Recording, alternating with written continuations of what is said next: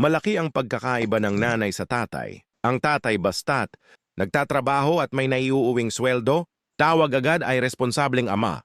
Minsan sapat na ang pagsaway sa anak o ang pagbigay ng panggastos. At sa mata ng marami, yun na ang haligi ng tahanan, pero ang nanay, iba ang bigat ng salitang ina. Simula pa lang sa sinapupunan, bitbit na niya ang sakripisyo, siyam na buwang pagdadala panganib sa panganganak, at tuloy-tuloy na pag-aaruga hanggang sa paglaki ng anak. Pag may sakit ang anak, siya ang nagbabantay. Pag walang gana ang anak, siya ang mag-aalok ng pagkain. Pag may problema sa eskwela, siya ang magtatanong, mag-aalala, maghahatid, magsusundo. Siya ang maglalaba, maglilinis, magluluto araw-araw. At higit sa lahat, siya ang tagapagtanggol ng buong pamilya.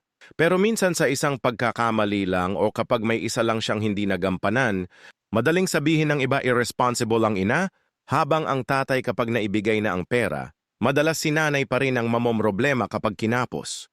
At kahit si nanay ay may sakit, pipilitin pa rin niyang kumilos kasi para sa kanya, ang pagiging nanay ay hindi pwedeng i-post. Kaya saludo ako sa lahat ng ina.